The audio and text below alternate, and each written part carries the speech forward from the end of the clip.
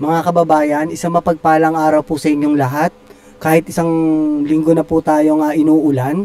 At I'm sure nakita naman po natin sa mga balita na talagang sobra na po ang pagbaha sa buong Pilipinas na, no, kahit sa mga probinsya na hindi naman dati binabaha ng sobra pero palala ng palala.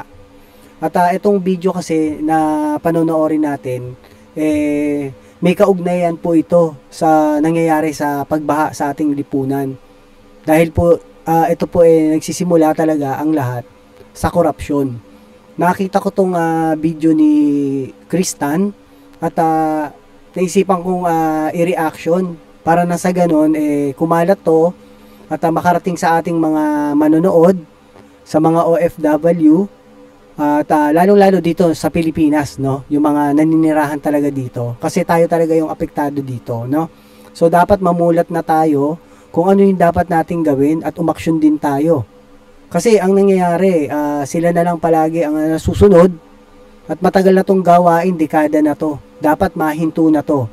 Kaya itong si Kristan, salute din ako dito kahit apelido niya Tan. Alam naman natin, mga Chinese surname yan o apelido. Pero nang sa ganun, ano pa rin siya, concern siya sa ating bansa. Siguro ito laki na din dito sa Pilipinas at may dugong Pinoy na rin. Sana panoorin po natin to at isa puso natin at isa isip, lalo-lalo na itong darating na eleksyon, itong 2028. So maging mapanuri na tayo at maging matalino sa pagpili ng ating mga iboboto. At yun lang po at halina't panoorin po natin to para na sa ganun ay malaman po natin kung ano po talaga yung katotohanan. Maganda at maulan na araw sa inyong lahat sa buong Pilipinas at sa mga OFWs natin na nasa ibang bansa. Ako po si Kristan at ngayong gabing to o ngayong araw na to, pag-uusapan natin hindi lang yung pagbabaha sa Metro Manila at sa Luzon, kundi yung pagbabaha din ng korupsyon sa buong Pilipinas. Ngayon ang pinag-uusapan natin dito ay yung narinig nyo bang balita na nag-insert daw si Cheese Escudero, yung ating Senate President, ng 142 billion pesos. Grabe, ang laking pera niya, no? Hindi yan milyon, mga kababayan, kundi 1.4 billion. Di ba? Billion po yan. Napakalaking pera po yan. So, dapat mapunta talaga yan sa tamang paglagyan. Hindi sa tamang kung saan man yan, di ba? At alam naman natin yan, halos lahat nangyayari po yan. Mula pa nung panahon na maalis si Apo Lakay, ang ating minamahal na si Marcos Sr. Sa ating national budget. At dito makikita natin kung saan ba mapupunta itong perang to. Actually, nung nabasa ko to, nagulat ako at medyo na-realize ko na kailangan natin pag-usapan to. Kasi ito yung mga bagay-bagay na hindi pwede natin ipapalampas lang at hahayaan lang. Kailangan maraman ng ating mga politiko na nagbabantay tayong lahat. So, importante yun ha. So, good evening sa lahat ng mga nanonood ngayong gabing to. At kaya ako to ginagawang live dahil nagmamadali akong ilabas tong impormasyon na to at para malaman natin lahat agad to dahil magko-convene na ulit yung Senate sa July 28 at magkakaroon na ng SONA by then. So, importante na marinig natin to at makita natin kung paano ba talaga itong mga galawan ng mga politikong to. Okay? So, hello muna sa mga nanonood, mga viewers natin. Si Dennis Ang, ating number 1 subscriber. Tapos si Jerome Baterina from Toronto. From Toronto, Canada. Oh, kababayan. Okay, taga dyan din ako dati. So, ano pa ba? Sino pa ba? Main course, andito din. Good, at least, mababalikan na natin si Cheese. Oh, watching from Hong Kong, si Imelda Angeles. So, marami pong nanonood at nagko-comment po sa kanya. Sana sa atin din po, ganoon din po, kung may gusto kayong i-comment, mag-comment down below lang po kayo at pag-usapan po natin yan. At please like, share, and subscribe na rin po. Click na the notification bell para updated ka sa tuwing gagawa po tayong mga ganitong bagong upload na videos at para na rin makarating sa ating mamamayang na nasa OFW, nasa ibang mga bansa, para na sa ganun malaman ng buong Pilipino ang talagang pinagmumulan ng kahirapan ng ating lahing Pilipino. So sobrang hirap na tayo. At ang mayayaman sa Pilipinas lalong yumayaman. At ang mahihirap lalong lumalagapak sa hirap. Kaya po sana ihinto natin to sa pamamagitan ng ating pagkakaisa. Guys, itong informasyon na to, importante talaga na busisihin natin. At papakita ko sa inyo dito kung ano yung problema sa mga ganitong klaseng mga pork barrel. Yung mga infrastructure projects yan. At babanggitin ko lang ngayon, ganito kaaga pa lang, na alam nyo, palaging pinagmamalaki kasi ng mga troll dyan na tignan mo nung panahon na itong administrasyon na to o kaya yung administrasyon na yan, maraming mga infrastructure, maraming tinayong buildings. At yan ang magpapakita na nagtatrabaho ang gobyerno. Mali po yun. Itong sinasabi ni Kristan, sample po to. At makatotohanan po yan. Real talk po yan. Talagang ganyan nangyayari, no? Kadalasan nga po sa atin, naggagawa kahit maayos pa yung karsada. Nagtataka tayo kung bakit, no? Tapos ang ipagagawa naman, substandard lang na madali masira. Dahil bakit, di ba? Alam na kung bakit, di ba? Para makakuha sila ng pera kasi once na naglalabas sila ng mga pondong ganyan at may pinagagawa, magre-request sila ng budget dyan, no? At yung budget dyan, mataas ang hihingi nilang budget pero ipagagawa nila substandard lang. So, saan napupunta yung ibang pera? So, ganun kadalasan ang nangyayari. Kaya, tama rin tong analisa ni Sir Tan. Kaya panoorin pa po natin para na sa ganun matututo na po tayong buong sambayan ng Pilipino, lalo-lalo na sa pagboto. As a matter of fact, pag mas maraming mga buildings na pinapatayo o mga flood control projects o kaya mga roads na network na ginagawa, mas maraming korupsyon. Kasi yan po isa sa pinakamabilis na paraan para mangurakot ang ating mga politiko at ang ating gobyerno. Tama. Kaya wag na tayo magbibiroan dito na nag-iisip na dahil kahit naman umutang okay lang, pero basta napunta sa mga build program na yan, ibig sabihin nun ay matino yung gobyerno at may ginagawa. Wag naman po tayo ganyang kababaw. Ang magpapatayo ng mga buildings ay hindi... Pero okay din yun, yung nagpapatayo ng mga kakalsadahan, tulay, kailangan po talaga natin yan, no? Pero sana talaga maging mapagbantay tayo. Lalo na ngayon, high-tech na tayo ngayon, may tigi-isang cellphone na tayo. At napapanood natin yung kung ano man yung mga ginagawa nila, no? Sana nga magkaroon tayo ng isang grupo na talagang nagbabantay talaga on the spot sa mga nakaupo sa gobyerno, no? Para na sa ganun, alam nila, bawat kilos nila, minakamasid sa kanila, at hindi sila ang boss natin, kundi tayo ang parang boss nila. Actually, ganun talaga, kasi tayo ang nagpapasahod sa kanila sa pamamagitan ng mga taxes natin. Sapat na trabaho ng gobyerno. At yan nga ang isa sa pinakamalaking sources ng corruption. At bakit hindi sapat ang magpapatayo ng mga buildings? Kasi po pag makita nyo kadalasan, itong mga buildings na pinapatayo sa buong Pilipinas, anong problema? Walang budget for maintenance. Walang budget para i-maintain yan taon-taon. Basta nagawa nila, iiwan na lang nila yan. Habang ginagawa to ng ating mga politiko at inuubos ang pera na galing sa kaban ng bayan sa pagpapatayo na itong mga building na to, ano yung nangyayari? Nabubulok lang itong mga building na to, nadi-deteriorate, hindi nagagamit. Habang hindi na may maintain yung mga existing buildings. Habang walang social services, habang walang healthcare. Dahil ginagastos ng ating gobyerno sa maling paraan itong pera na galing sa kaban ng bayan. Huwag niyong kakalimutan yan at susunod na may nagsabi sa inyo na tignan mo itong gobyernong to, nagpapatayo ng maraming mga infrastructure. At least nagtatrabaho sila, BS po yan, kalokohan yan. Ibig sabihin, mas marami silang kinukurakot dyan. Marami silang nilulustay na pera na galing sa kaban ng bayan. Alalahanin nyo yun, ha? Okay? So ngayon, tignan natin itong latest news with Cheese Escudero with regards to yung pagbigay niya ng 142 billion pesos sa kanyang mga kaalyado sa Senado. Okay? At, teka lang, ito, share ko na sa inyo to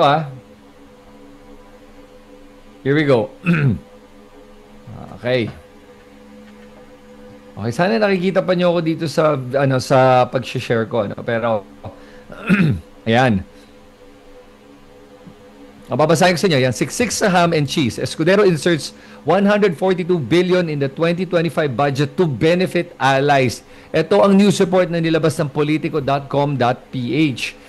At dito sa report na to, sinasabi dito that Senate President Escudero wielded his budgetary influence to insert a staggering 142.7 billion into the proposed 6.3 trillion 2025 national budget, channeling funds into infrastructure and flood control projects riddled with red flags, ranging from overlapping road networks to questionable flood mitigation efforts. Yan yung dalawa, overlapping road networks at saka yung flood mitigation efforts. Papakita ko sa inyo ngayon kung bakit problemado tayo dito sa mga ganitong mga issue na to.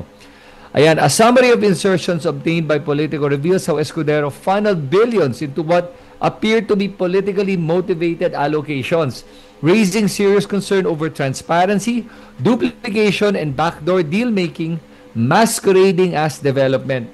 Alam po nyo, babanggitin ko lang na yung mga ganitong galawan ay typical to sa lahat ng mga politiko since time immemorial, since nagkaroon tayo ng demokrasya. Actually, nung panahon pa lang ni Macoy, ito na yung nangyayari. Ang pinagkaiba ngayon, dahil sa demokrasya, yan, lahat ng mga kongresista, hindi naman lahat, pero marami sa ating mga kongresista, marami sa ating mga senador, ay nakikinabang dito at gumagawa nitong mga ganitong budget insertions na to.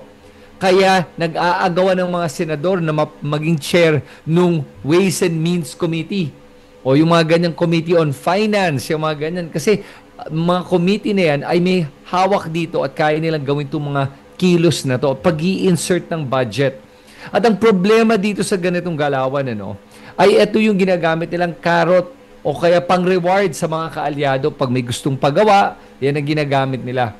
At ngayon nakikita natin dito at lumalabas dito ngayon na ito ang ginagawa ni Cheese Escudero siguro para maging Senate President pa rin sa darating na 20th Congress.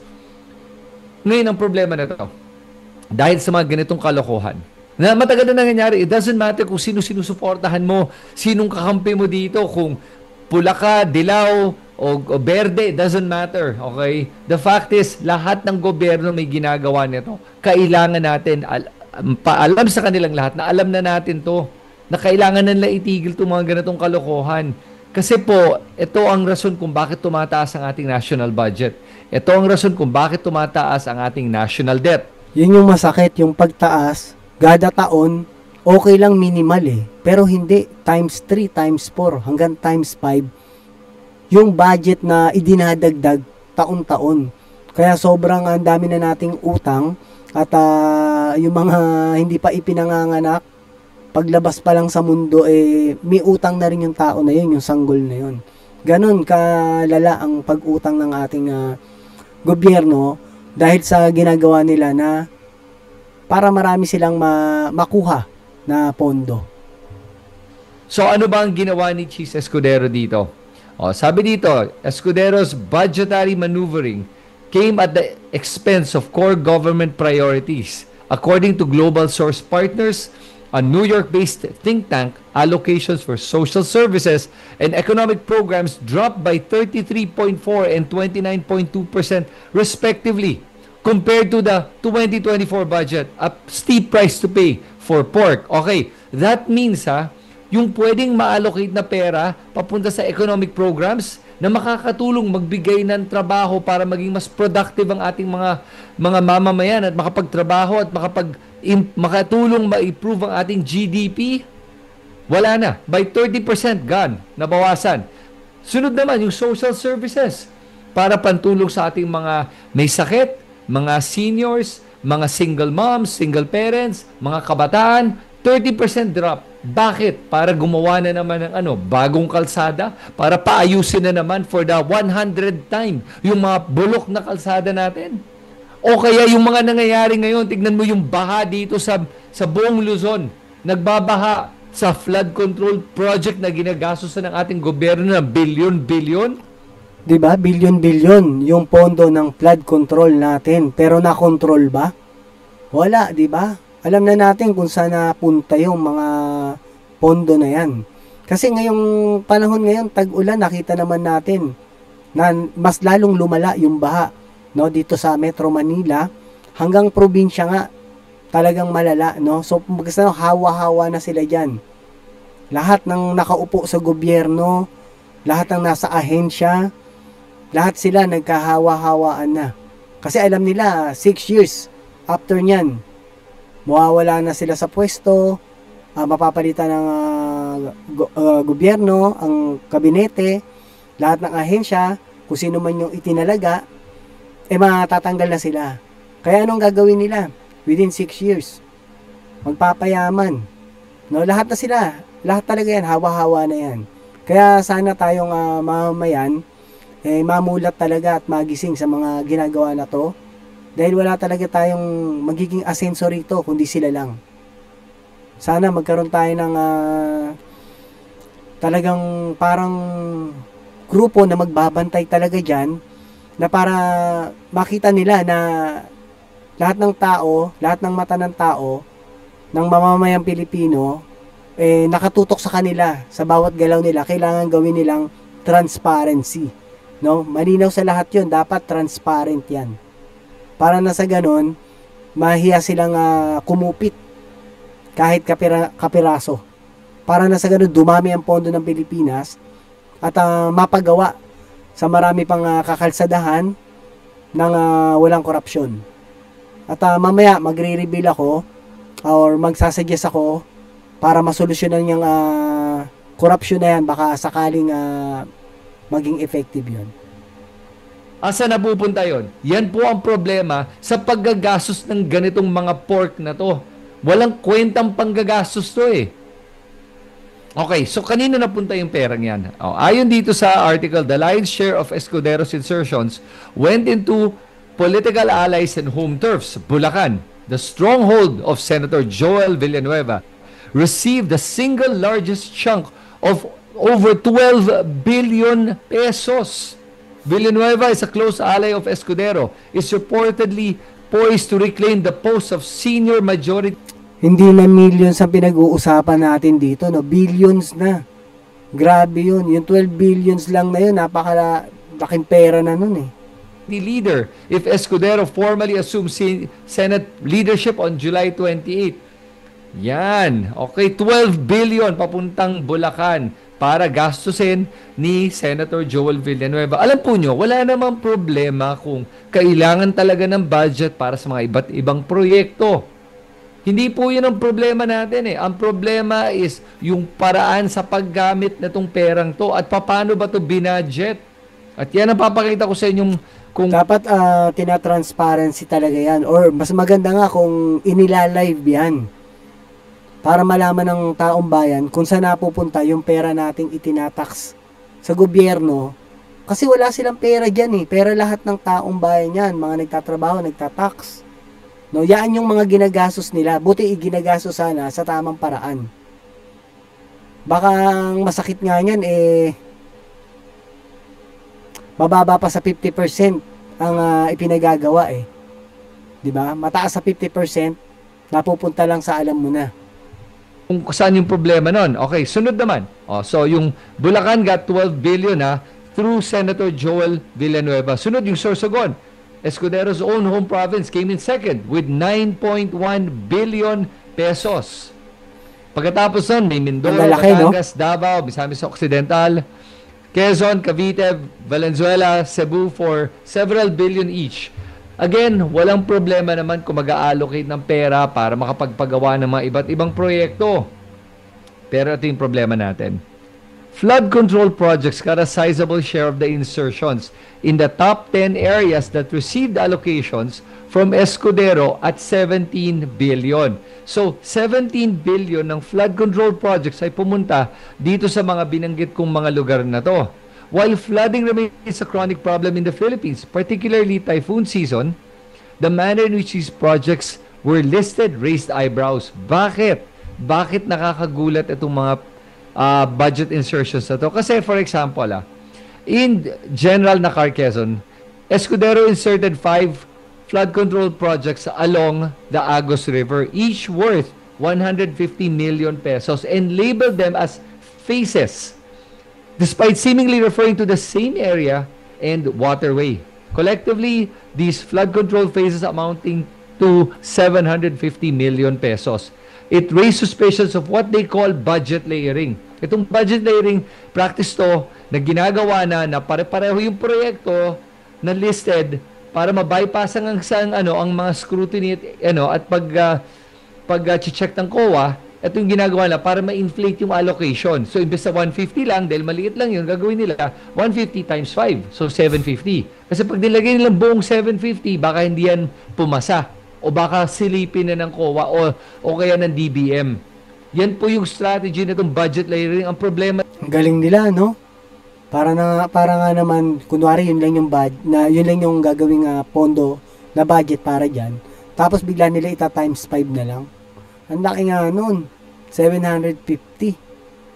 Dito, bakit kailangan maglagay ng 750 million dito para sa isang lugar, sa isang parehong waterway in 5 phases? Ano ba ang gagastusin nila para dito sa may Quezon Province? Even more concerning ito.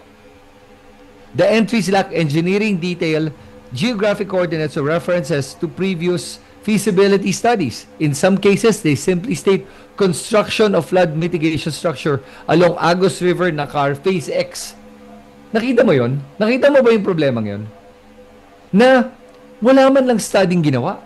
Walang recommendation by the DPWH o kaya mga engineers na nagsasabi na kailangan natin lagyan to o ayusin to, at nagpa-estimate kami, nagpa-canvas kami, at ito ang ginastos namin last year, ito ang gagastusin natin this year. Dapat lahat talaga ng kilos, basta sa government official, papakailaman o gagalawin yung pera, dapat talaga naka-transparent yan, no? Gaya nga ng sabi ko, lahat ng tao ngayon, may cellphone na. Paano ba namang i-live nila yan? Sana sila yung gumawa mismo ng batas, pero imposible, di ba? Kasi paano nila gagawin yun? Kaya alam naman natin kung halos karamihan talaga or kalahatan ng mga nakaupo sa gobyerno, lahat talaga yan, nakikinabang talaga sa kaban ng bayan. No? Bakit nila gagawing i-live yan?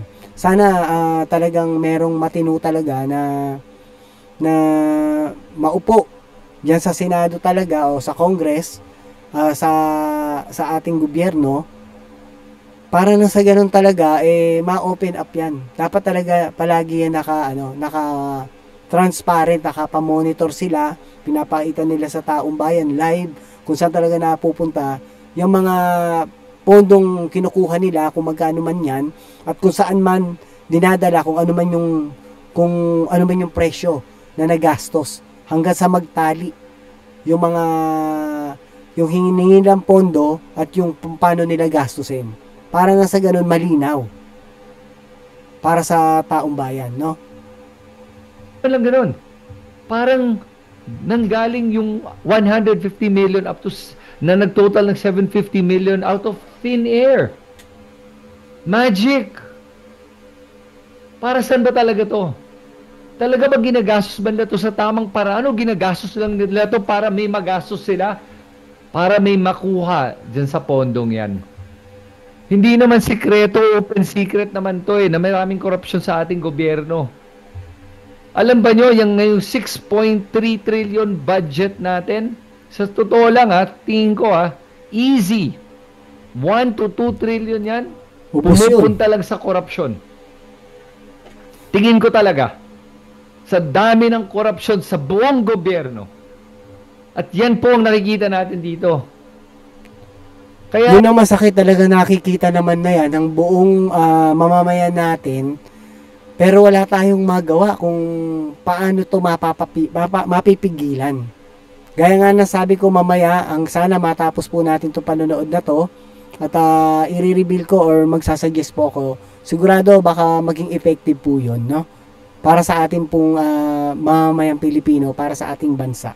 Para umunlad naman, hindi lang yung mga nasa bulsa nilang umuunlad. Napaisip nga ako Siguro kaya hindi nila kayang ituloy itong impeachment o kaya nila Ito, naisip ko rin yung sasabihin nito ni Kristan eh. Naisip ko na yan.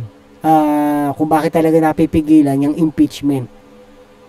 So, I'm sure naman si Vice President Sara, maganda rin para sa part niya yan na makapagsalita para malinis niya yung kanyang katauhan or maipaliwanag niya kung saan talaga napunta yung budget talaga in a nice way, no? O sa makikita nating transparency.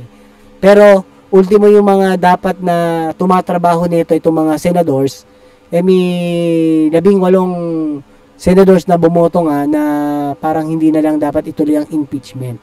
So maling-mali yun kasi trabaho nila yan na dapat nga inaalam.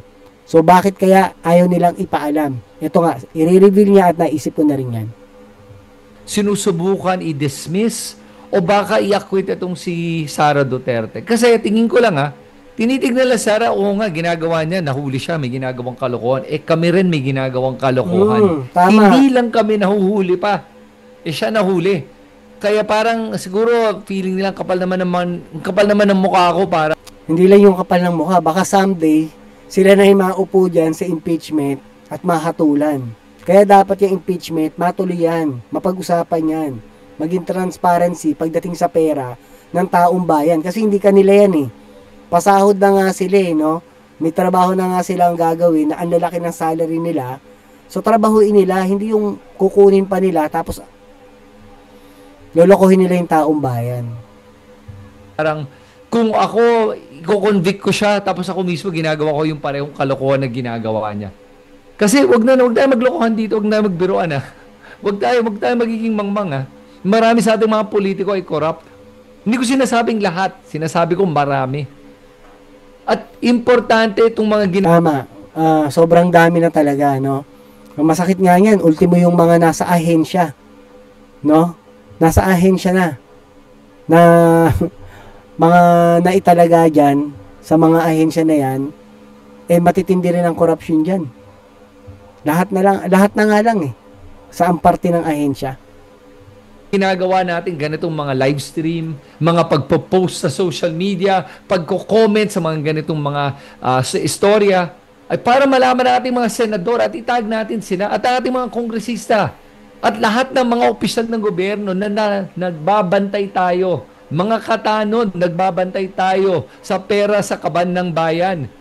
Para hindi na nila to gawin, itong mga kalokohan to. Siguro akala ni Cheese walang nakakapansin. Nakukuha siya ng ganyang kalaking budget insertion, 142 billion. Ngayong panahon ng tag-ulan, ngayong panahon ng may flood, ngayon pa siya kukuha. Isinabay, no? Parang nasa ganun, aligagaan tao. Sa paglilimas na binaha sila, no? At bakit binaha?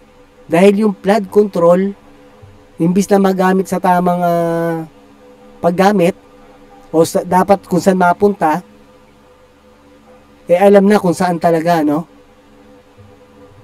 Kuha ng budget for flood control na kalokohan. Ay nako, cheese. Ano ba naman yan? O tuloy natin to guys Pakita ko sa inyo ibang parte ng ng usapan na to. Saan na ba yun? Ayan, okay. Here we go. Hi, in Bulacan, Escudero's second most favored province after his own Sorsogon, multiple line items reveal near identical road projects repeatedly under slightly altered titles or segmented kilometer markings.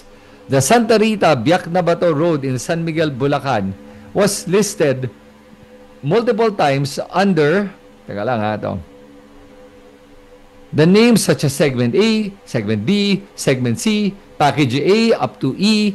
Each of these entries had a uniform cost of 100 million, adding up to 500 million for what essentially appears to be one road corridor. Meron pa isa dito, another road. Yan, San Miguel Cibul Road also appears 4 times, again split into Package A to D, with identical 100 million allocations. That's 400 million for the same route. So, itong dalawang kalsadang to palang halos nasa 900 million, halos 1 billion na. Para magpapagawa ng kalsada, a road that what? Sira na naman? Laki-laki ng ginagastos natin para magpaayos itong mga kalsadang to. Palaging sira, taon-taon. Yun nga masakit eh. Minsan yung maayos pa yung kalsada, sinisira para may gawing trabaho.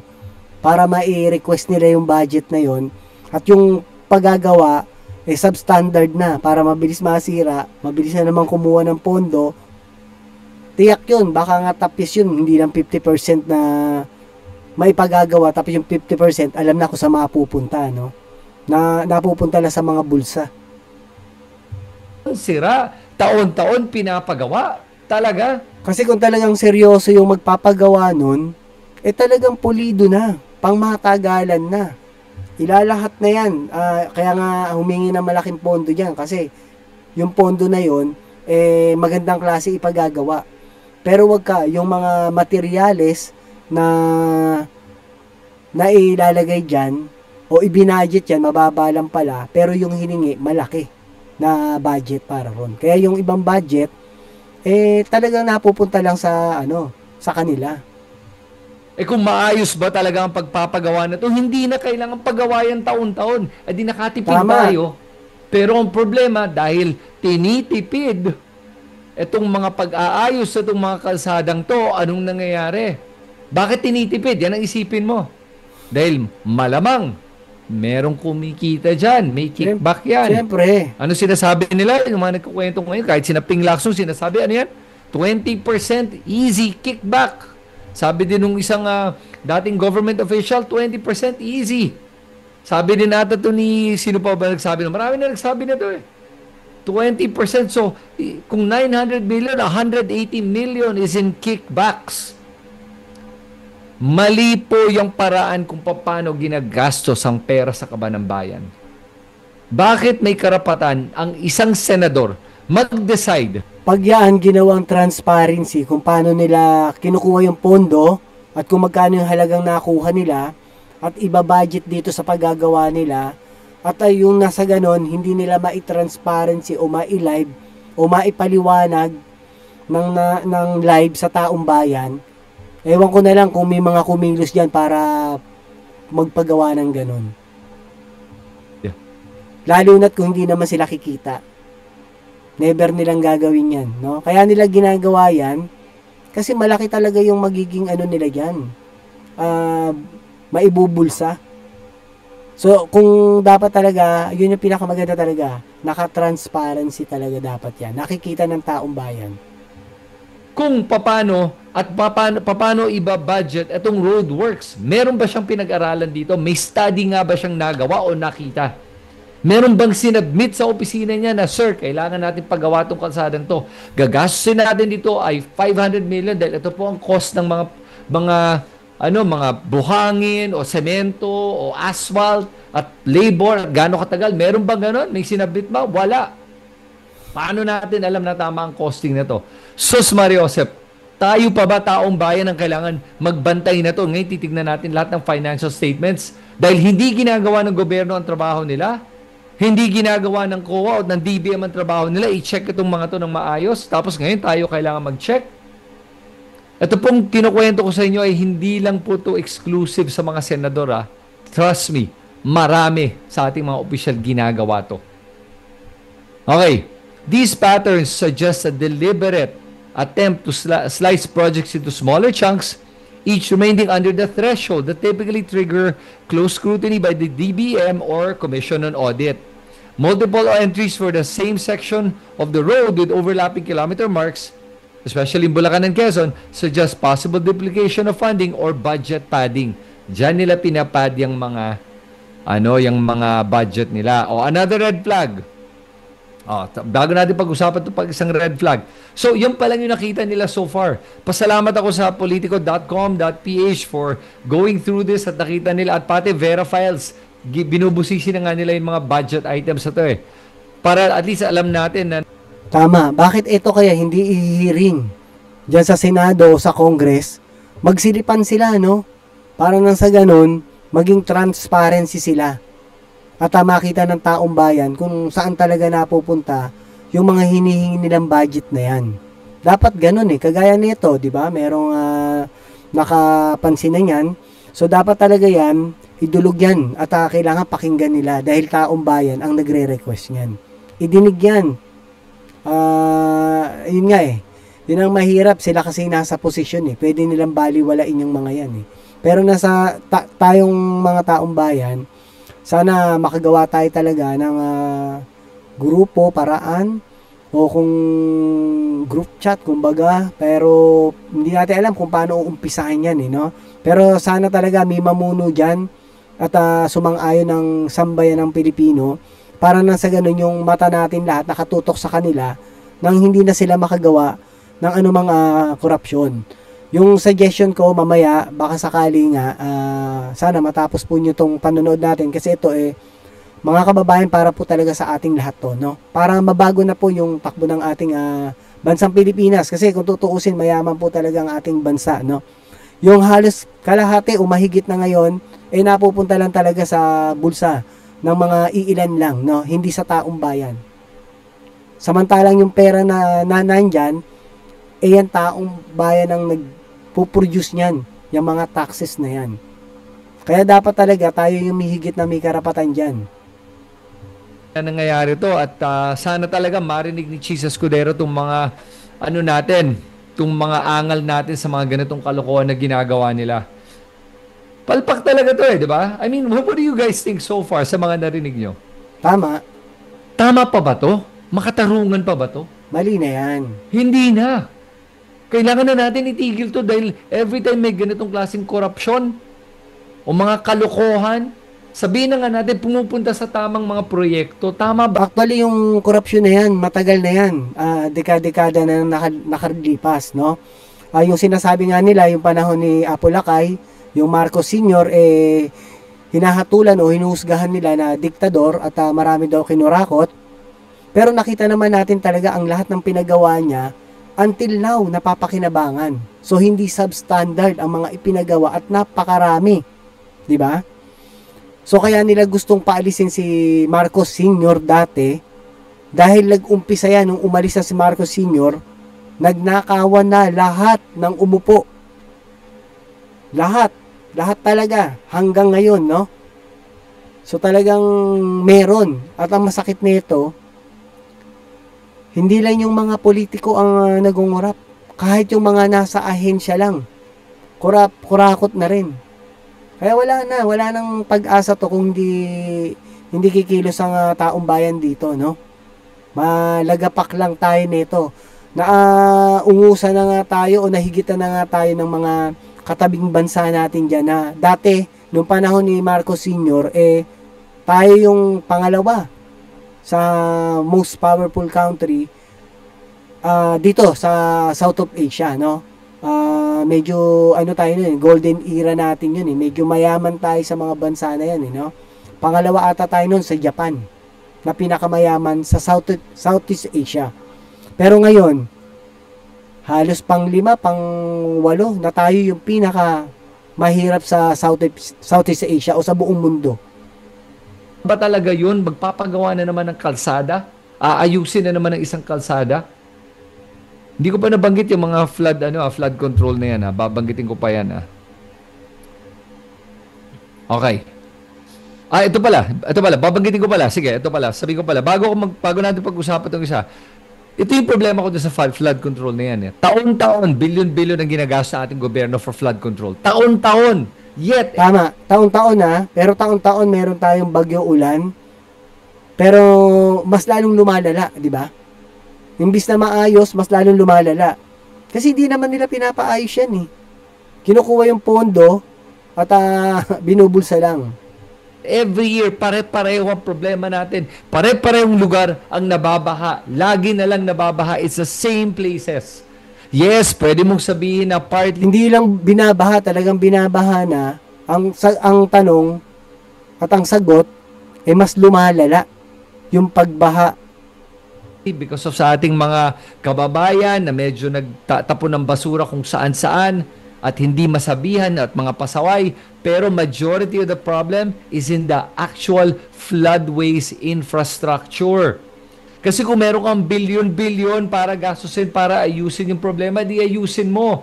Bakit hindi naayos? Ano bang ginagawa natin sa bilyon-bilyon na ginagastos natin sa wala? Saan ba talaga napupunta yon? Alam na this. Yan ang kailangan sagutin ng DPWH. Dapat talaga imbestigahan ng Senado ang DPWH. Kung hindi kaya ng Senado gawin, dahil walang kwenta naman tong 19th Congress natin. Hindi ko alam kung ano mangyayari sa 20th Congress. But the 19th Congress was absolutely useless. Actually, kahit yung 18th Congress, useless din. Yung mga previous Congresses, useless. Bakit? Nag-i-investigate pero wala namang nangyayari sa mga investigation na to. Buti pa ang ating Kongreso, may ginagawa. And mind you, may iba sa kanila, I'm sure, kasabot din dito sa mga kalokohan na to, pero at least sila, pag nag-investigate, may nangyayari. May resulta. At ang hamon ko ngayon sa ating mga kongresista, ayan, gumawa kayo ng committee, i-check natin ang DPWH, bususihin na natin ang budget nila. Bakit ang laki ng mga budget para flood control? Yan nga yung sinasabi ko kanina, mga kababayan, no, na magsilipan sila. Dapat silipin to ng Congress. Itong mga nakaupo dito sa Senado, no? Kasi talagang kung hahayaan lang to, kawawa talaga tayo, no? Wala na, lagapak na, wala nang pag-asa Pilipinas, no? Isang malupit na presidente lang talaga, yung talagang galit sa korupsyon. Mamaya talaga, ang suggestion ko, sana, sa tingin ko, effective yun, no? At tayong mga mamamayang Pilipino, ang dapat manimula nito. Walang nagbabago. Let the chips fall where they may. Wala tayong dapat sasantuhin dito. At kaya natuwa nga ako na sinabi nga ni Speaker Romualdez na buksan na natin itong BICAM. Gawin natin public at transparent. Para lang wala nang mangyayaring ganitong klaseng insertion dahil itong insertion na to ay nangyari sa isang BICAM, private BICAM meeting ni Escudero apparently. At doon nila in-insert tong 142 billion na to sa budget ng ating gobyerno. Mahiya-hiya naman kayo, Senator Cheese.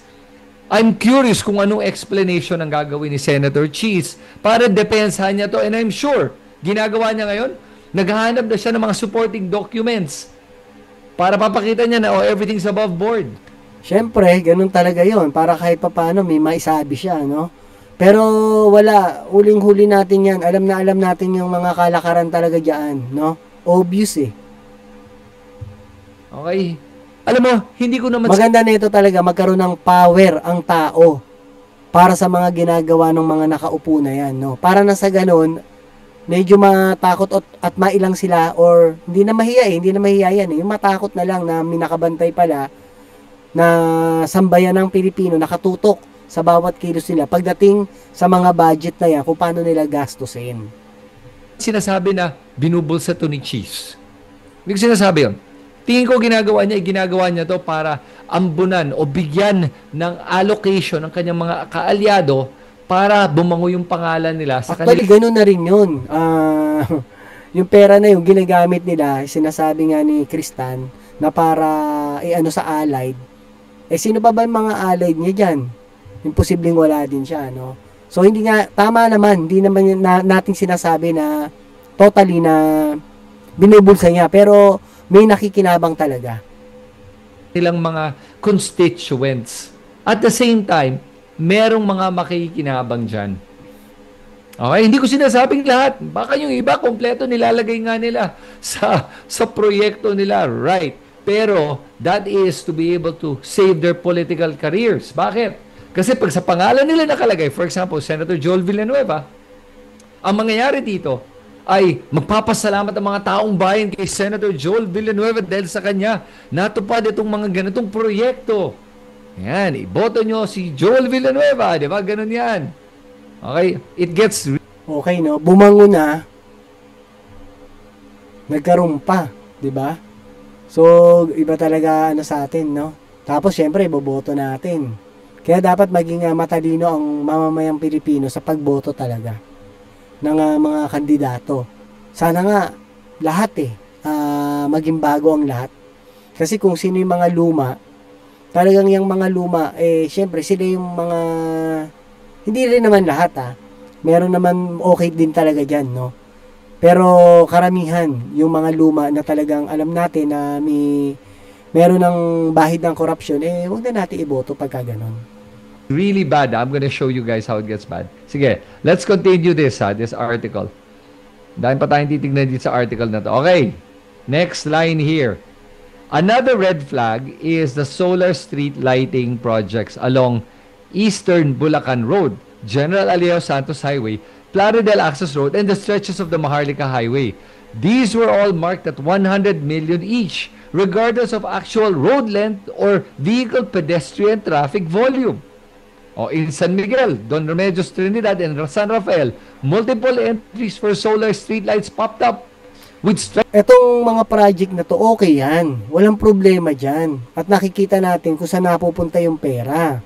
Ang masakit, dapat, kung ano yung pondong hiningi at para ilagay dyan, yun yung maging transparency. No? Hindi yung 50% lang yung mapupunta dyan sa proyekto, tapos yung 50% hindi na natin alam ng mga taong bayan kung saan napunta talaga yung pera na yun. No? Kung naka-transparency yan, walang problema, palakpak yan, salute, okay yan. No? So, yun lang dapat ang gawin, dapat ibatas yan, dapat gada magagawa ng ganyang mga pagkilos, lahat basta pagdating sa pera, sa budget ng taong bayan, naka-transparency sila, pinapakita talaga nila, open sila dyan, no? Kasi once na talagang ayaw nilang pag-usapan yan, alam na kung bakit. Striking similarity in language and cost. The repetition raises questions not just of redundancy, but of whether these projects are based on actual needs assessments or merely crafted to pad the province's total budget share. Ayan. Yan ang ibig ko sabihin. Gagastos ka ng 100 million dito, 100 million dyan, pero kailangan ba nung kalsadang yon etong panggastos na to? Ano ba ang dami o pagdaloy ng traffic o kaya ng mga tao dito sa lugar na to na nangangailangan ng ganitong paggagastusan? Baka may ibang lugar na mas mga nangangailangan na to. Isipin mo 100. Oo, marami. Lalo na yung mga nasa probinsya talaga. Yung makikita natin yung mga estudyante, yung tulay, wasak-wasak na at hanging bridge lang yun. Tinatawid ng mga elementary yun, mga bata, na pag nalaglag, alam natin kung saan mapupunta yung bata na yun. Delikado ang buhay. Bakit hindi nila ayusin yung mga yun, di ba? Bakit hindi sila pumunta sa mga liblib na ganon? Bakit yung minsan yung maayos pa yung lugar, maayos yung semento, sisirain para ayusin? Di ba? 100 million yan Meron pa tayong mga, trust me, marami tayong pwedeng lagyan ng 100 million imbes sa isang lugar na baka hindi naman matao, baka walang tao gumagamit. Pero ginagawa lang nila ito nga para lang budget padding, para madagdagan ang pera na pupunta sa Bulacan, para kay Senator Joel Villanueva, para mabango pangalan niya. Ito pa, several flood control project initiatives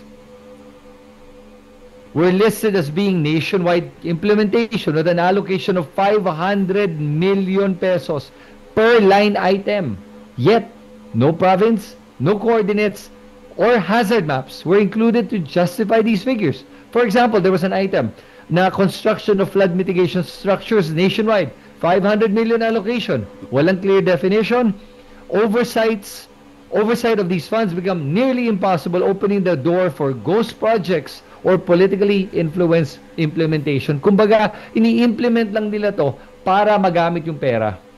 Para mabalik sa ating mga sponsors na to. Itong ating mga ginagalang at honorable na mga senador. Okay, so while Escudero was responsible for the majority of the insertions, he also included several items that were labeled as being on behalf of Senator Bongo, totaling over 3 billion items under this category, including the construction of barangay health stations as well as super health centers for a total of 633 million. Over 50 barangay health stations, rural health units, and super health centers were funded at 3 million to 10 million each. while provinces like Batangas, Palawan, Laguna, Camsur receive 3 to 5 health centers each. There was a separate 83 million allotted for the completion or repair of rural health centers, as well as a total of 400 million for hospitals run by the government units and Department of Health. Ito yung problema. Under the guise of healthcare improvements, 1.88 billion was allocated for motor vehicles under ambulance and official cars for local governments and military units. Yung 1.88 billion yan is a lot more than the actual health infrastructure like hospitals at dialysis center na talagang kinakailangan natin. Gagastos ka ng 1.88 billion para motor vehicles. Can you imagine? Yan po yung problema na itong ganitong budget. Ito po, si Senator Bongo, may makukuha over 3 billion pesos. At ang gagawin nila dito, pag tinignan mo yung mga lugar na to, meron sa Palawan, Batangas, Laguna, Camsur, parang ginagawang yung pagkakalat ay para makilala si Bongo sa mga lugar na to at pasalamatan na naman si Bongo sa pagpapatayo ng mga health centers na to dahil nakalagay o nakakabit ang pangalan niya dito sa mga ganitong proyekto. Si Kristan naman, ino-obvious mo naman yung mga diskarte nila, no? Pero real talk lang po talaga yan. Kaya po mga kababayan, sa mga nanonood ngayon, tapusin po natin tong video na to kasi marami pa talaga tayong malalaman dito or alam na natin. Pero sana magawa na natin to ng solusyon ngayon na. Hindi na po dapat to sa susunod pang taon, no? Kumilos din po tayo, lalo na ngayon nakikita natin yung pagbaha diyan sa labas. 'Di ba? Saan napupunta yung mga project na yan? Bakit wala namang naaayos? Mas lalo pang lumalala. Doon lang dapat nakapag-isip na tayo. Dekada na yan. Alam na natin yan. So, dapat talaga, mabago na natin yan. Kaya sana, panoorin pa natin to para marami pa tayong malaman kung ano ba yung dapat nating gawin. Proyekto. Para sa ganon, pagdating sa 2028, ano mangyayari dito? Vote Bongo for President kaya to? Ano kaya? Para patay tayo dyan pagka ganon. Baka sigurado, 100%, no? Probinsya na tayo ng mga incheck. Apelido pa lang, alam na natin, no? Lalo pang tumagal ang kanyang legasiya na malasakit center ni Bongo. Ganyan po ang ginagawa. Tsaka yung malasakit center na yan, although pinatatakbo nga niya, sana nga yung budget na yan sa tama na pupunta, no? Okay naman yan. Medyo salute ako dyan. Basta tama lang. Yung perang nilalabas dyan lahat. At saka yan naman pera na yaan na ginagawa ni Senator Bongo, pera po ng taong bayan yan. Pera ng taong bayan, pera ng taong nagtatrabaho, mga taxpayer, pera natin yan, no? Kaya, although magpasalamat man tayo o hindi, pwede, kasi nga, trabaho rin naman nila yun, no? Gaya nga ng sinasabi ni Kristan, na ikakalat sa mga ibang mga probinsya, para nga sa susunod na eleksyon. So, okay din naman yun kasi may ginagawa, di ba? Basta transparency lang sa paglabas ng pondo at obligasyon din naman nila na magtrabaho. So, basta wala lang corruption, okay na. Okay na yon. Na parang halos paraan yan ng pagbabibili ng inyong boto. Na akala nyo, si Bongo ang may gawa nito, pero hindi, inallocate lang yan sa kanya. Para nga magmukhang mabango siya sa mata ng mga tao at dahil sa kanya, siya ang champion ng mga malasakit center, mga health centers.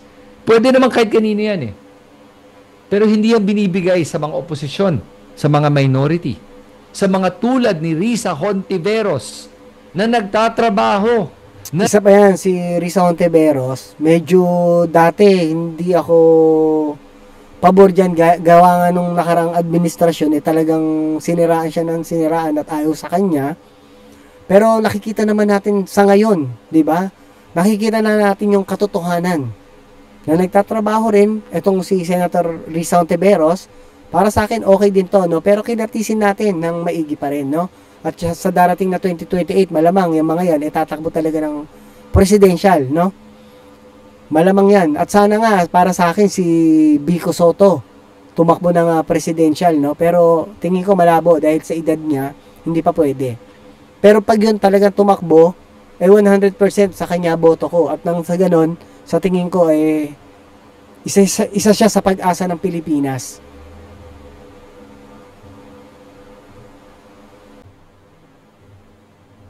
Na nagbubusisi ng mga ganitong mga budget at problema. Hindi bibigay sa kanya, kaya siya walang magawang malasakit sa ito, hindi dahil sa ayaw niya.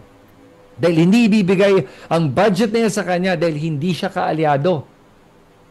So ganito po ang pamamaraan ng politika bago pa ang eleksyon sa 2028 at bago yung susunod pa na eleksyon pagkatapos nun sa 2031.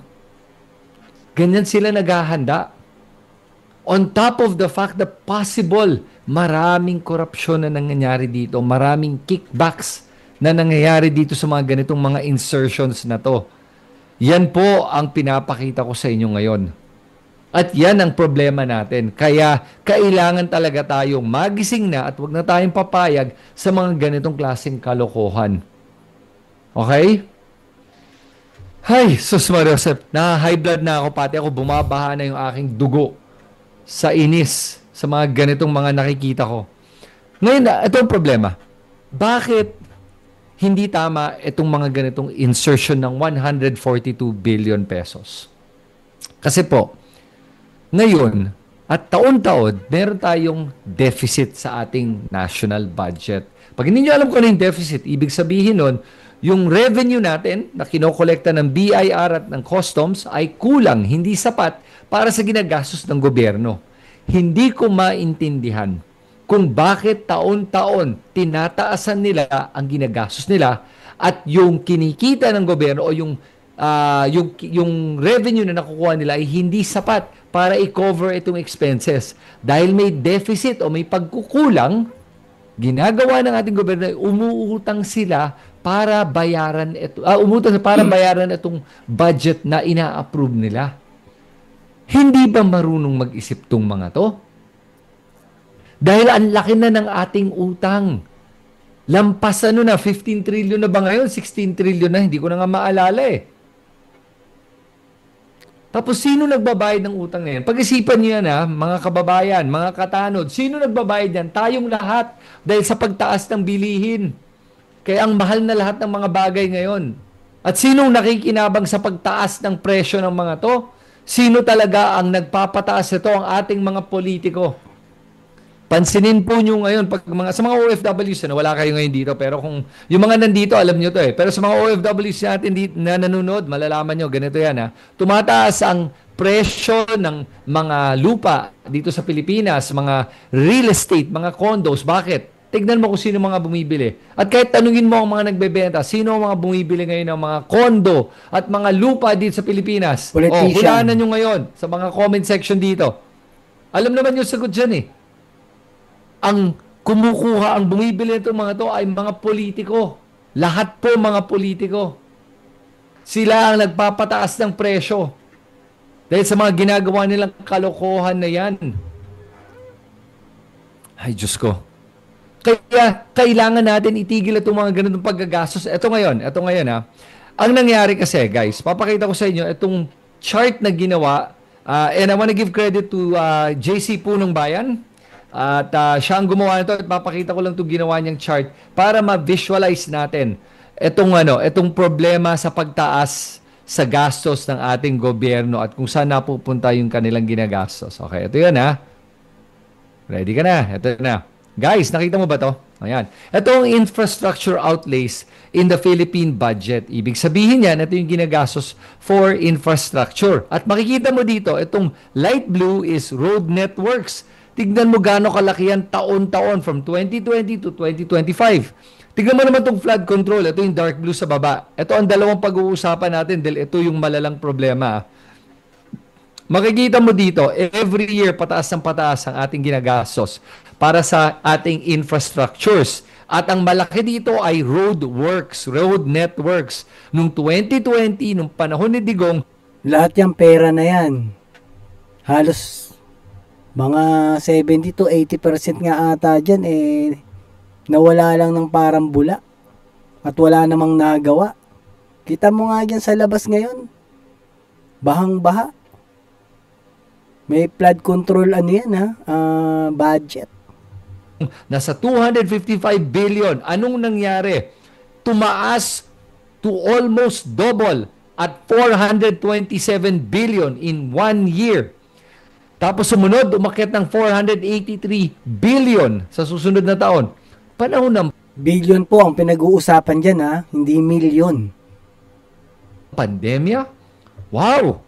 Ganong karaming bagong kali ang nagawa. Ang laki ng utang na kinuha natin para dito Tapos nun, for 2023, 475. Buti nga, bumaba. Tapos, 2024, last year, 518 billion. At this year, it's 621 billion pesos para magpaayos ng mga kalsada. Good Lord. Isipin mo yan pataas ng pataas ang gastos taon-taon. Is it commensurate to the amount of roads being built? Amount of skyways or highways being built? No. Yan ang katotohanan. Yan ang kailangan nating malaman. Kailangan malaman ng ating mga politiko na alam natin yan. Nakalokohan yan. Dahil tignan mo yung EDSA, bulok pa rin hanggang ngayon. Meron ba tayong transnational road that goes all the way from Luzon to Mindanao? Wala. Meron ba tayong mga super highways? Wala. Panay substandard lahat. Tapos baku-baku lahat ng ating mga kalsada ngayon. And we're spending 621 billion this year. Hay. Next, tignan natin Ito namang flood control. From 2020, 93 billion lang yan dati. Biglang naging 141 billion. Laki nun 93 to 141. Ang laki ng idinagdag. Tsaka yung sumunod. Nako. Nag-increase by 50%. Ayan kitang-kita natin si chart Grabe, ang lalaki. 93 billion naging 141 billion. Yung flood control, ang lalaki, di ba? Tapos wala namang nagawa. Ngayon, kita natin sa labas na ang daming lugar na baha. Metro Manila, kahit sa mga probinsya, baha. Alam na kung saan napunta yan. Kasi kung yung budget na yan, naibuhos talaga sa lahat ng para dyan sa mga drainage na yan, mga para nga dyan sa flood control na yan, sigurado wala ang baha. Billion in 2021 and then naging 200 billion by 2022. Tapos 2023 naging 282 billion. Tapos 2024 and 2025 respectively, it's a 350 billion approximately. Isipin mo, 209 noong 2022 tapos 2023 287. Ang laki ng idinagdag nun. 'Di ba? Halos 78 or 79 ganyan. Million. Nakita mo gaano kabilis yung inakyat niya from 93 billion naging 350 billion pesos. 3.5 times lumaki. At yung pinakamalaki 800 million, mga ganun. Yung growth niya ay nangyari nung 2020 to 2022. Pero may baha pa rin tayo. At naalala ko lang, by the way, na between 2020 and 2022, nung umakyat itong budget for flood control, alam niyo kung sino nakinabang, di ba? Naalala niyo to? 51 billion went to a small district in Davao, headed by Congressman Pulong Duterte. At yan ang same formula na ginagawa ng lahat ng politiko. Hindi lang ang mga Duterte, lahat po sila. Kahit na anong kulay, sinasabi ko na nyo sa inyo, lahat po, maraming mga politiko ay ganyan po ang kilos nila. Sos. At ang nakakalungkot dito, alam nyo sa akin lang pag tinignan natin itong DPWH, dapat imbestigahan to ng Kongreso. Alam mo, ito lang, ayoko, talagang wala akong balak na talagang pumasok sa politiko Mapapatakbo for Congress nito, tapos busisihin natin, tawagin natin yung DPWH. Tignan nga natin kung saan ginagastos nila ang pera ng umabot ng 350 billion for flood control. Kailangan talaga na imbestigahan to. I challenge our Congress right now ng isang committee na imbestigahan nila to para malaman natin kung paano ba ginagastos to. Dahil sinasabi So dapat talaga ganun. Imbestigahan to kasi napakalaking pera talaga niyan. Billions yan eh. 'Di ba? Tapos wala namang nadulot na maganda. Gada taon. Ang lalaki na idinadagdag nilang budget. Tapos wala namang nagagawa. Baha pa din. ko sa inyo, pag nabuksan to, Bukod sa baha pa din ng nakaraang taon, mas malala pa ngayon. maraming matatakot. Marami ang mabubuking sa kanilang ginagawa sa paglustay sa pera sa kaban ng bayan. Kaya nga ayaw nila buksan siguro kasi takot sila sa mga makikita nila at kung sinong mahuhuli dito. Kasi marami ang mahuhuli dito. Tama. Dahil maraming nakikinabang dito. At kailangan na natin ilabas lahat to. Pambihira Alam ba nyo, isipin nyo to guys. Ito lang Ito nakikita nyo ngayon to This year nasa 1 trillion na tayo in infrastructure. 1 trillion. Dapat talaga yung mga ganitong bagay na inilalabas, dapat talaga to pinanonood ng mga taong bayan, lalong-lalo na yung mga concern, mga tunay na Pilipino na talagang nakikita naman natin na sobrang hirap na ng buhay, no? Pero ang sasarap ng buhay ng mga nakapwesto sa politiko diyan sa gobyerno. Pesos. Last year, it was almost 1 trillion. At 2023, mga 900 billion. 2020, 2021, 2022, nasa 500, 600, and 700 billion. Taon-taon. Nababaon tayo sa utang para lang kumita itong mga politiko na to. Yan ang katotohanan.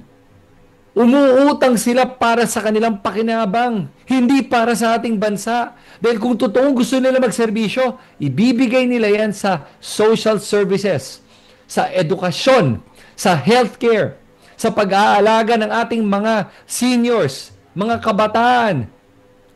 Wala silang makukupit dun no? At least dito talagang may pinagagawa sila pero ayun nga, substandard. At yun nga, baka nga wala pang ginagawa kasi patuloy ang pagbaha At mas malala pa.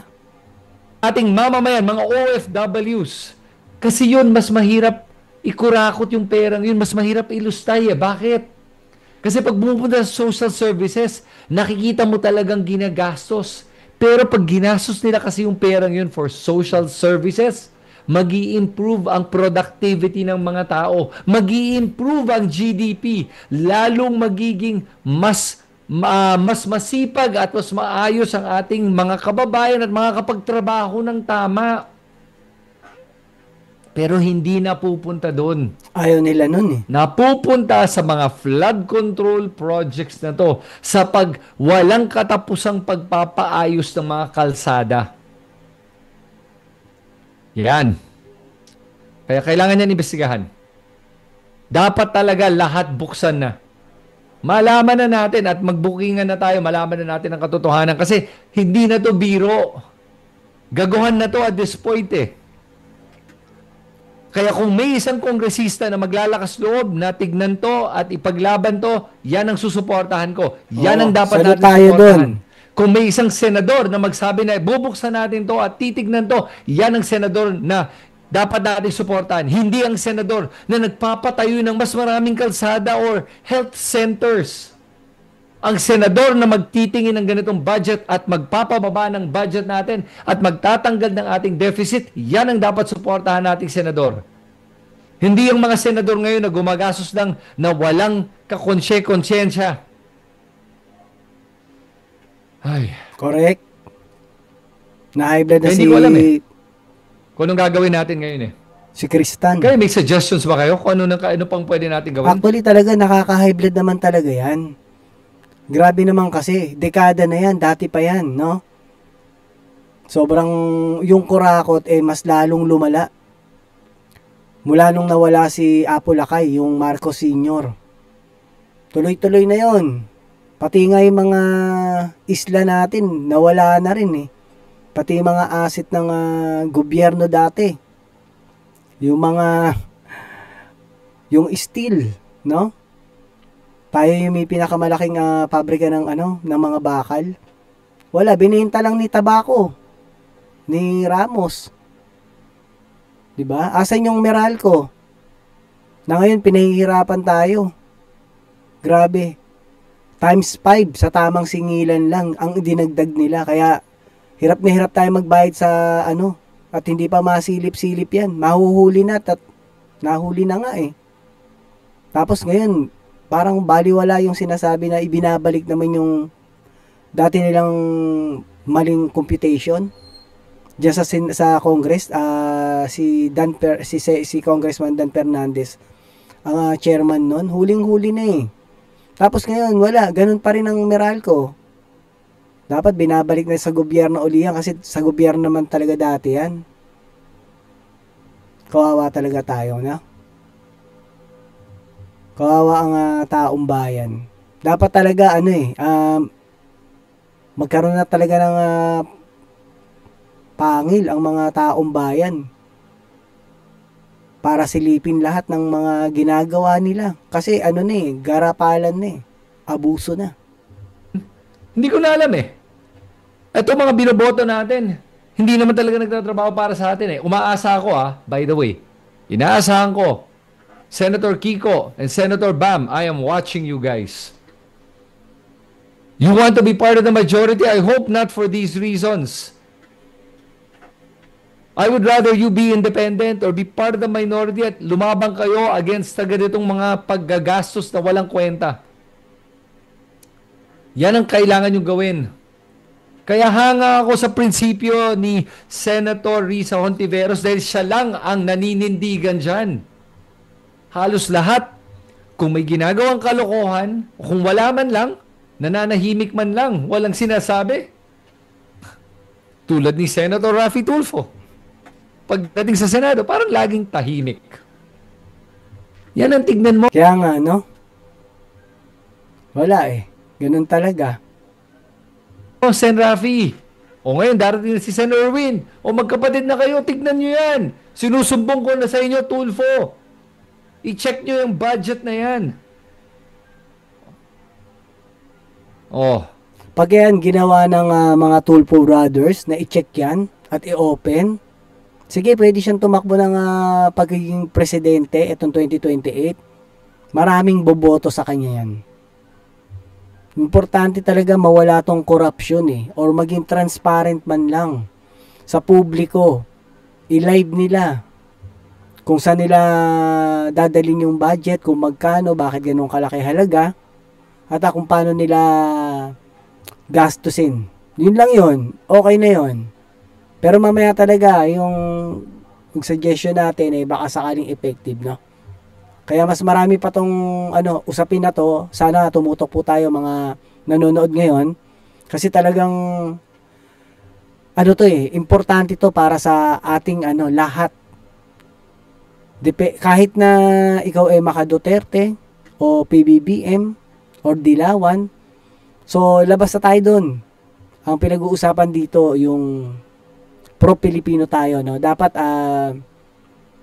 bantayan nating maigi tong corruption na to. Ito yung pinaka nagpapahirap sa buhay ng mga mahihirap at sa buhay ng Pilipinas. Ang corruption na yan. Sila lang ang nakikinabang diyan Ay. Sabi ni Paul Morillo, ang bobo ng content. Haha. Pag Duterte talaga tinitignan, pero sa ngayon admin wala lang. Tanga ka. Paul, bingi ka ata Paul sorry. Sinabi ko nga, lahat ng gobyerno, lahat ng administrasyon, walang kulay. Pakilinis tenga po. Kung hindi po, pakicheck sa loob ng tenga. Baka walang laman sa gitna dito sa may sa ulo mo.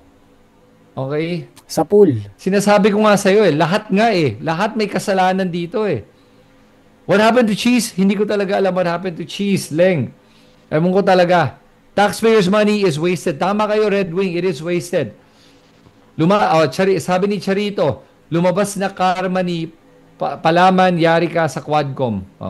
Ricky Boy, saan po district nyo? Pagalipat na po ako ng residency para makaboto. Haha. Sa totoo lang hindi ko talaga alam. Ayan, COA report identifying misallocations or irregularities. Yes, kailangan imbestigahan yan.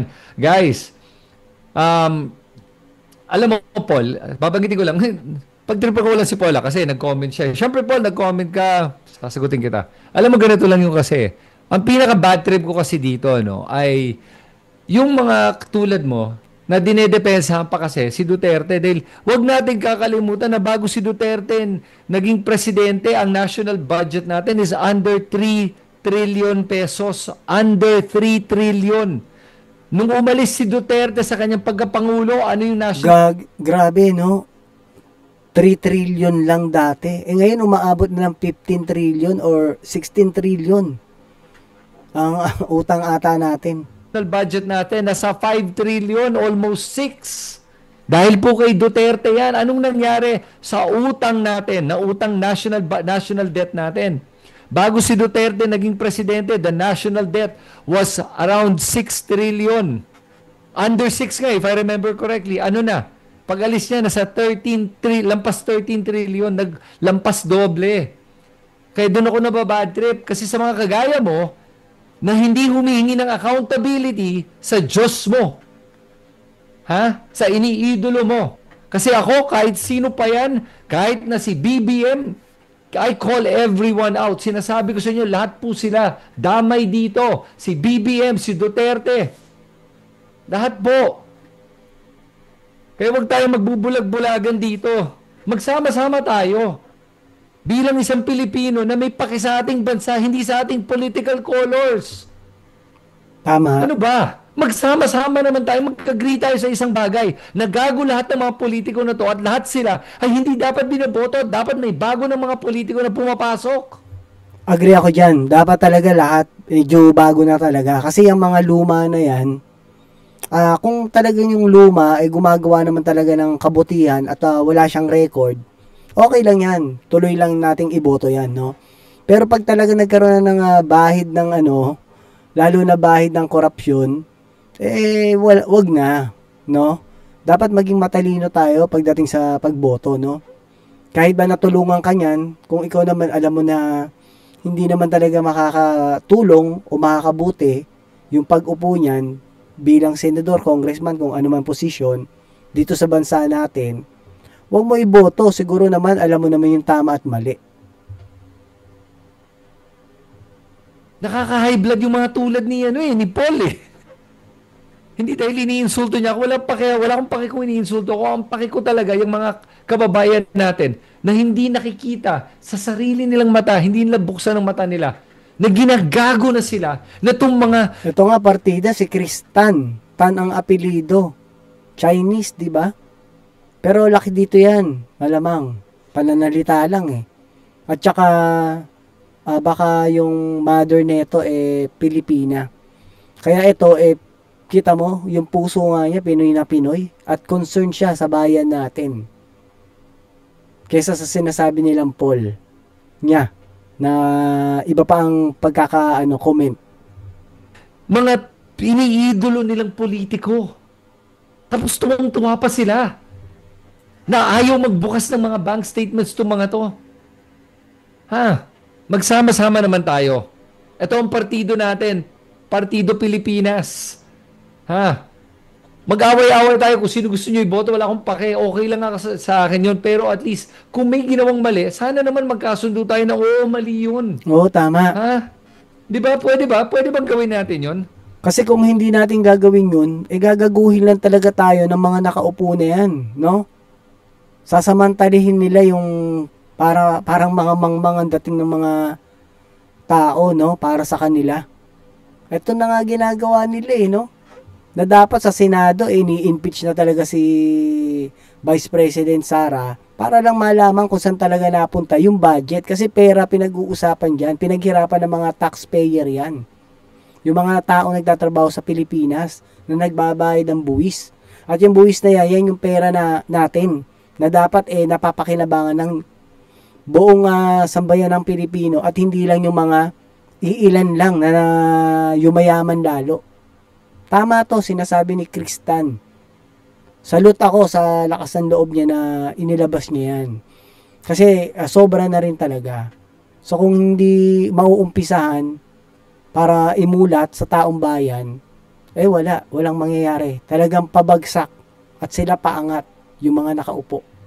Na pag may ginawang mali, lahat tayo, tutukan natin, humingi tayo ng accountability. Sabihin natin, hoy, wag niyong gagawin yan. Pwede Tama. ba? Okay. O, shout out daw kay Dan Mercado. Salamat. I will keep up the good work. Salamat sa pagpapanood. Oh, sabi naman ni Pakemo HRM, legislative body must not have extra allocated funding. If they want to do extra, use their own money. Legislative may have higher incentives but not more funding. They focus on making laws. Opo, kasi ganito po yan.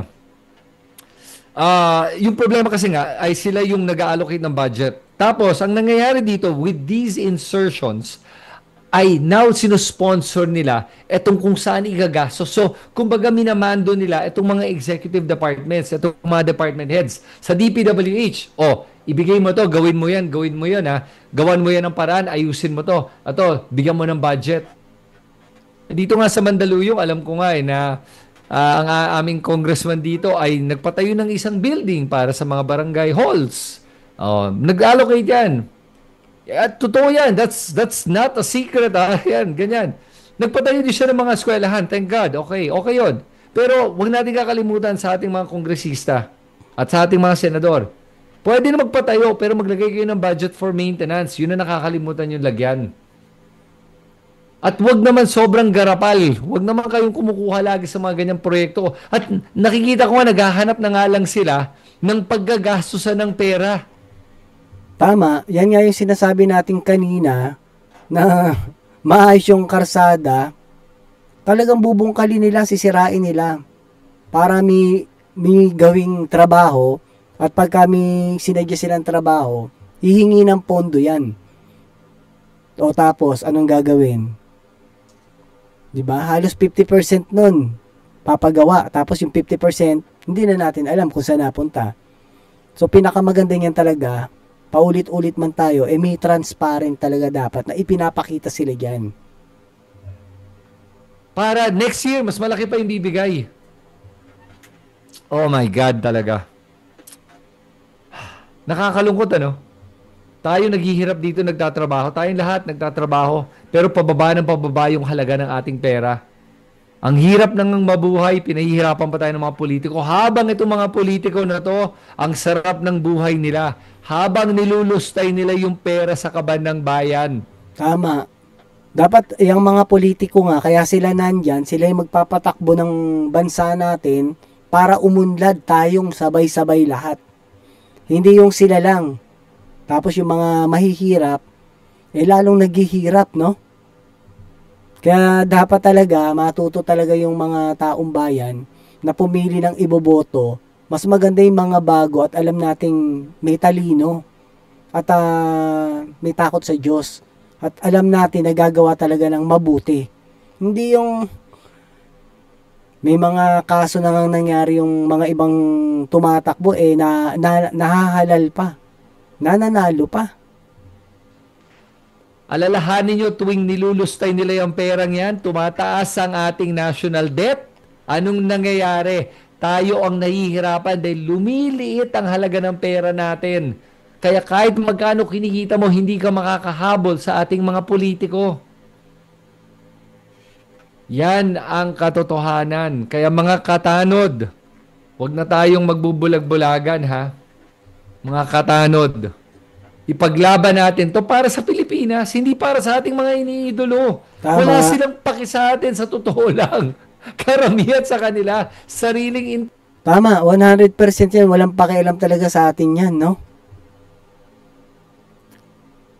Uunahin talaga nila yung kapakanan nila, yung kapakinabangan nila sa atin. Yun uunahin nila na magpayaman talaga. Kasi after ng mga ilang years, pagka hindi na sila ibinoto, di at least okay lang. Sitting pretty na yung buong pamilya nila hanggang kaapu-apuhan. Ang laki no, billions ang mga nawawala dyan. interest nila. O sabi dito ni Edward Lyndon Lopez, Chris, not all Davao admire Duterte, pero no choice. Thank you for doing this for your research. I'm always listening to your video. Sana pati Facebook makita ka. Edward, dadagdag ko talaga yung content sa Facebook. Kaya lang kasi hirap kausap ang Facebook. At ang gulo nila kaya mas YouTube talaga ginagawa ko. Maribeth Maligaya, corruption must be stopped and bad politicians need to answer to the Filipinos. Chisa Escudero, you're not worth the trust of the Filipinos. Shame on you, Mr. Escudero. Sabi ni Dennis Ang, magpatayo pero wag na lagyan ng project off. Yan. Keep it up, Chris. You can help expose the corrupted officials. Bless you. Okay. Salamat guys sa pagsuporta niyo. Joey V, what is the possibility of having our political system as parliamentary tulad sa New Zealand so we don't have Senate, only MPs that directly represent their constituents? Alam mo, Joe, okay naman yung parliamentary system Pero ang problema natin kasi bulok talaga yung moralidad natin Kaya kahit ayusin mo ito parliamentary, magkakaroon pa rin tayo ng corruption tulad ng nangyayari ngayon. Mangyayari pa rin yung corruption na yun unfortunately mahirap pa rin ng parliamentary dahil ang problema hindi mo mapagkatiwalaan ng ating mga politiko na wala silang i-insert naman sa mga constitutional amendments na to that will favor them. Mahirap galawin ng constitution dahil pag ginalaw mo yan, pwede nilang baguhin yan na para hindi na pabor sa ating taong bayan at sa ating bansa pero pabor sa kanila. Okay, I am one with you, Sir Krista, na sa Pilipino, let us unite in fighting corruption. Tama. Lahat tayo magsama-sama, guys. Dahil alam po nyo, pag magsama-sama tayo, mahihirapan ang mga politiko gumawa ng mga kalokohan. So, sa akin, siguro dapat gumawa tayo ng some sort of a political community na magsama-sama tayong lahat. Ito, tama itong sinasabi ni Kristan dito, Kasi kung magkakaroon ng community na nga para sa paninita diyan sa mga nakaupo, kung saan nila nilulustay o ginagastos yung budget ng ating sa kaban ng bayan, maiilag sila kasi nakamatatay lahat at magkakaroon tayo ng boses pagka marami at nagsama-sama, di ba? So dapat talaga magkaroon ng ganyan. Para na sa ganun. Kasi wala nang takot yung mga nakaupo Sila na talaga ang nasusunod kahit nga yung batas na dapat trabahuin ng Senado, yung impeachment, trabaho na nila yung constitution na yun natin, batas na natin na dapat ginagawa talaga nila yun. Pero ano ginagawa yun nga, ng Senate President natin, Talagang pinatatagal niya, obvious na ayaw niyang matuloy to. Yun nga, gaya nga kanina ng sinabi ni Kristan, tama rin yung nasa isip ko, baka someday, ipipilit nila impeachment, tapos someday, sila na may maupo dun. Yun yung kinakatakot ng mga yan, kaya siguro ayaw ipatuloy. Parang ganun lang yan. Siyempre, lahat may gumagawa ng baho, di wag nila natin ituloy yan para patuloy na lang natin tong gawin. Ganun lang gusto nila Na kahit na sinusuporta mo si BBM o si Leni o si Duterte, basta magkasundo tayo na pag may ginawa silang kalokohan, we call them out. Pag may ginawa silang mali, we call them out. And I'm okay kahit sinusuportahan nyo. Yun, maganda yun. Basta lang pag may ginawang mali, mag-agree tayong lahat that we call them out. Yun lang yun. Yun, tama yun, Ganun dapat Kaso paano kaya sisimulan to para magkaroon ng community tayo, Total, may mga cellphone naman. Pwede ba yon? Group chat, pero buong Pilipinas. Paano kaya yan? Dapat may mamumuno pa din. Kasi kung wala rin. Hindi matutuloy or hindi mauumpisahan. Dapat may tatayong ganyan. At mamaya, sabihin ko yung suggestion ko lang, baka sakali lang din. Okay? Maybe we should. Let's make a community. I'll figure out how to do it here on YouTube. Tapos, pag nagawa natin to, dito tayo mag-uusap-usap para ipagkalat natin ang tama, ipagkalat natin ang katotohanan para mamulat ang mata ng ating mga taong bayan. Yan ang kailangan natin gawin. Okay, sabi naman dito, sabi ni Clark Sam, tama, hindi ito political leaning. Hindi na ito kung sino ang gusto mong politiko, kaliwa o kanan. Tama, di naman nila kilala kung sino, isa-isa nila tayo. Ipaglaban natin pondo ng bayan. Maganda if yung mga senators are from each region, even God forbid provinces.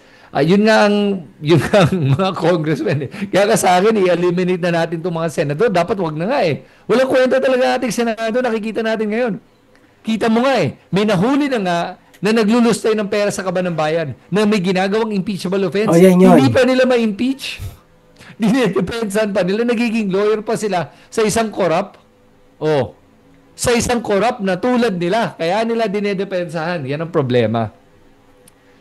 Kaya, people of the universe, Filipinos all over the world, magkaisa na tayo, please.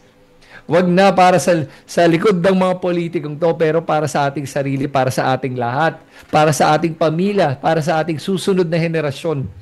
Yun ang kailangan natin gawin. Okay? Okay, so, ito, transparency is key. Make it a prerequisite if you are running for government. Ready ka na i-open ang lahat ng bank accounts ng politician, Daniel Tiamson. Alam mo, Daniel, yun nga nakakatawa eh. Meron ng Freedom of Information Act. Tapos, merong SALN ng ating mga politiko. Anong ginawa ni ombudsman na, sino ba yun? Si Martires ba yun? Na sinabi niya, hindi pwedeng buksan. Dahil it goes against the right to privacy daw. Excuse me, you're a public government. Tama, maling-mali naman yun, no? Pera ng taong bayan ang pinag-uusapan dyan, tapos ipa-privacy mo. So, baliwala na yung mga SALM na yan. Na pagka sinabi ng mga politician na ayaw niya ipa-open, yun ang masusunod. Sana hindi. At hindi naman dati ganun talaga. Dati, open yan sa tao. Mali din dong ombudsman na to no? Palibasa, ano rin siguro to, tauhan din to. Ng mga alam na natin. Official, what right to privacy? Kaya, Duterte never opened his SALN. Kaya, andito tayo ngayon sa problemang to. Okay? Chris, dapat bawal kandidato na walang experience at maayos na track record. To a certain extent, yes, dapat talaga bawal. Pero how do you gain experience unless you run for government? So, merong mga criteria dapat talaga tayo ilagay na hindi nalalagay eh.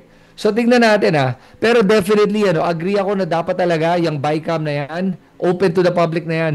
Para sa ganun, wala na silang magagawang kalokohan na tulad nito. Itong mga insertions na to. At Senator Chis Escudero, pakiusap ko lang please lang, tanggalin mo na to, wag mo nang ulitin to. At i-withdraw mo na yung 142 billion insertion mo. Pababain na natin ang budget, wag na natin pataasin. At kung gagawa kayo ng mga totoong roadworks, magpakita kayo ng totoong studies. Yan, tama po yung sinasabi nito ni Kristan, no? Kaya nga, sa mga nanonood, mula umpisa hanggang ngayon, I'm sure, yung mga concern talaga na tao, mauunawaan kung ano tong himutok ni Kristan na to. At marami naman tayong himutok buong Pilipinas. Kaya lang, wala tayong magawa kung paanong uumpisahan, di ba? So, tama rin yun, yung community group na magmamata o magmamasid o magbabantay sa kaban ng bayan kung paano nila gastusin. Dapat sabihin nating transparency yan, no? Magsama-sama talaga tayo dapat dyan, dahil kung hindi natin gagawin o uumpisahan, wala. Sila lang ang yayaman at babagsak ang lalong mahihirap. At totoong pangangailangan, needs assessment, para malaman talaga natin kung ano ba talaga ang pangangailangan at hindi random numbers, 100 million, 150 million, pulled out of a hat, magic. Tama na yung mga ganon. At ang pakiusap ko ngayon sa ating, dahil hindi ko mapapakiusapan na ating mga senador, ang pakiusap ko sa ating mga kongresista, gumawa kayo ng komite para imbestigahan ng DPWH.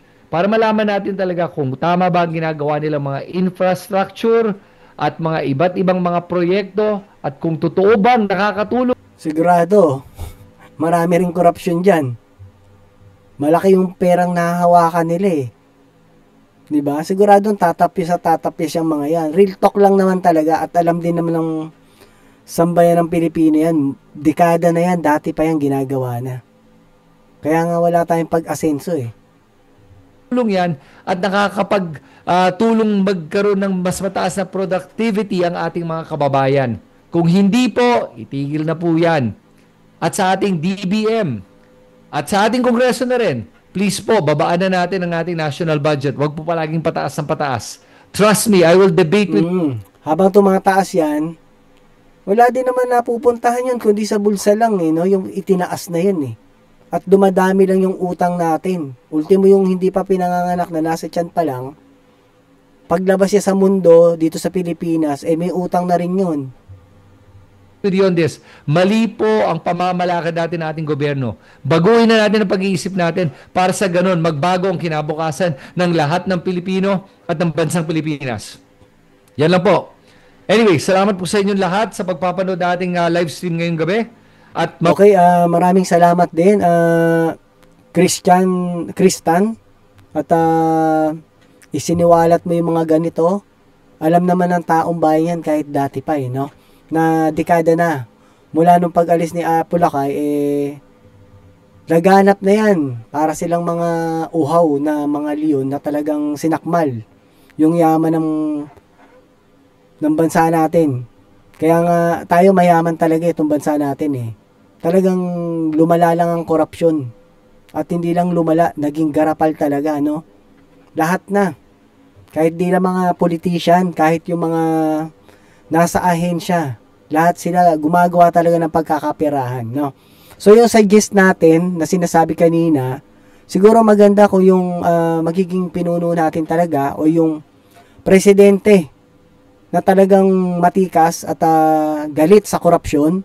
Napakasimple lang ng gagawin niya, no? Siguro maganda ibalik niya yung death penalty, no?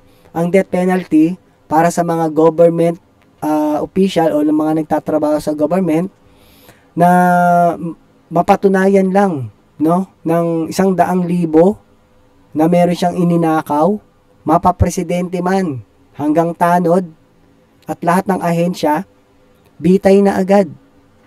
'Di ba? At yung bitay na 'yon, bigti tapos sa sa harap ng taong bayan. Mas maganda naka-live pa dito sa sa social media para hindi talaga pamarisan. So may age naman 'yon, pwedeng pagbuwalan yung mga bata. Pero yung medyo pwede na mga teen na, kahit 13, maganda rin makita nila para na sa ganun, makapunta man sila sa politiko, alam na nila kung ano yung hindi pwedeng dapat na gawin, no? Para maiwasan yung ganong pangyayari.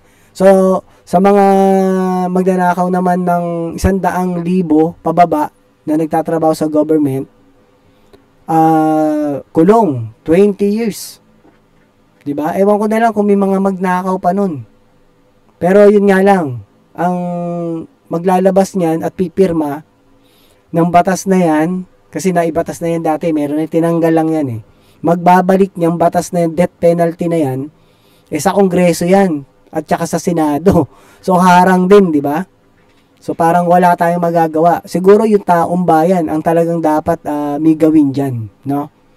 Yung sinasabing community na grupo na talagang magiging matatag, o kaya yung presidente na talagang galit sa korupsyon, pwedeng magpa-martial law siya niyan, tapos ilabas niya yung death penalty para sa korupsyon, 'di ba? Sa mga drug lord at saka sa sa mga murderer, yung mga pumapatay. Bitay agad at hindi na pinatatagal pa kahit sa mga justices natin, Supreme Court, medyo tumatagal doon, nagiging parang minsan luto 'di ba? So dapat talaga pag nasilipan na mali, parusahan talaga agad. Ewan ko na lang kung hindi tumino yung bansang Pilipinas natin at lumago yung yung pondo ng bayan, no? Matatakot ng mangurakot At yung pondo na yon gamitin sa pagpapagawa ng mga kakalsadahan, mga tulay, bahay ng mga mahihirap, 'di ba? At pababain yung lalo na ngayon, madidrill na natin yung langis natin diyan sa West Philippine Sea, na dapat talagang dati pa na umpisa niyan. So ngayon, inaayos naman at mukhang maididrill, no? So yun lang nakakatakot. Pag na-drill yan, malaking pera yan. Malaking pera yan. Trillion yan. Baka naman wala tayong maramdaman dyan, di ba? Yung mga, lalo na yung talagang walang-wala. Sana naman lahat makinabang doon, no? Kaya nga dapat bago ilabas talaga yung pagdidrill na yan o mag-umpisa na, talagang mailabas din to, itong death penalty, no? Kung talaga namang nagkasala ka, harapin mo. Pero yan talaga, para yan sa korupsyon, mga pumapatay na tao, at saka sa mga drug lord. Yan tatlo na yan. Bitay agad, no? At yun lang po, at napakahaba na po ng video natin. Pasensya na po kayo, pero ano naman to maganda naman yung topic talagang para sa ating mamamayan. So hanggang dito na lang muna po, at maraming salamat po kung umabot kayo hanggang dito. At comment down below po kayo kung tama nga po ang isiniwalat nito ni Kristan, no? At maraming salamat uli sa mga nag-subscribe at sa mga bagong subscribers. Mabuhay po kayo. Ito po muli si Tio Paing ang nagsasabing, life is short, be happy, and world peace. Kapayapaan lang, walang korupsyon, para may kapayapaan.